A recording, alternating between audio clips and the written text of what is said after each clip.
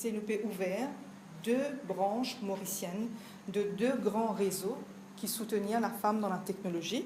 Women in Tech Africa, qui est un réseau panafricain, donc aux 30 pays d'Afrique, et Girls in Tech, qui est un réseau mondial dans 60 pays. Zetena, à peu près 40 000 membres autour, dans tout le continent africain. Et nous l'objectif, c'est que l'année prochaine, une femme mauricienne fait partie de Women in Tech Africa. C'est la femme et la technologie qui peut changer le monde et nous obliger, nous, en tant que femmes, participer à la conversation. Et nous finissons l'opportunité, nous, en tant que femmes entrepreneurs, représente ce réseau mondial-là sur Maurice.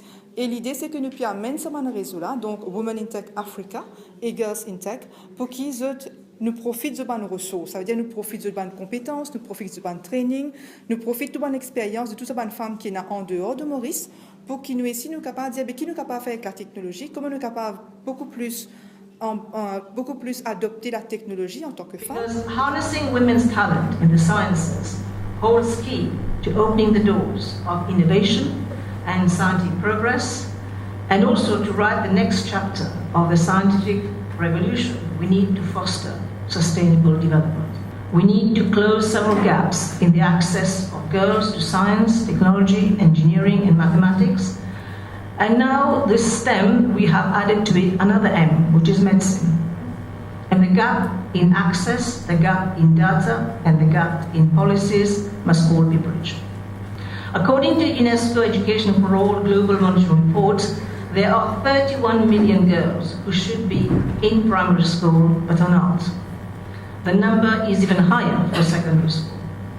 Once in school, girls face a steep gender bias that discourages them from choosing science. Too many girls in too many countries are held back simply because they are girls. In many countries, they are forced to work, married off, taken away from school.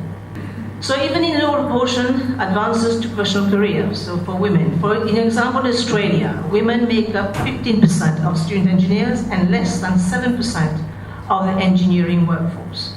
Across the world, only 30% of researchers are women. In Sweden, known to be a very progressive country, women form the majority, 60% of students enrolled in bachelor's program, but their numbers dwindle as they move up the education ladder, accounting for 49% of doctoral students and 36% of researchers. Women researchers also tend to work in the academic and public sectors, while men dominate the private sector, of course with better salaries and opportunities. This is the case even in countries with high shares of women researchers. If you take a country like Argentina, for example, 52% of researchers are women, but they account for only 29% of the researchers employed in the private sector. We need more disaggregated data to understand what influences women's participation in STEM. Sharper evidence is also essential for sharper policies. What is important also is to have strong men leaders who promote women in science, in university, in the private sector, in government, but more importantly, you need fathers. Fathers who believe in their daughters, and my champion remains my father. So gender equality is precisely a field where I believe South-South cooperation can boost new policies and make a big global difference. We must formulate recommendations to bridge the policy and knowledge gap. We share the same vision that gender equality in science is a game changer to bolster the scientific capacities of developing countries, to accelerate research and development to bridge the policy and the knowledge gaps. Women's right is human right. Gender equality is a development multiplier. Gender equality is a force for the renewal of global science. But we need the right policies to take these goals forward. In September 2015, government, as I mentioned, have already adopted ambitious development agenda to be achieved by 2030. J'étais vraiment étudiant et m'a fait gagner l'occasion de network avec des qui déjà dans l'industrie.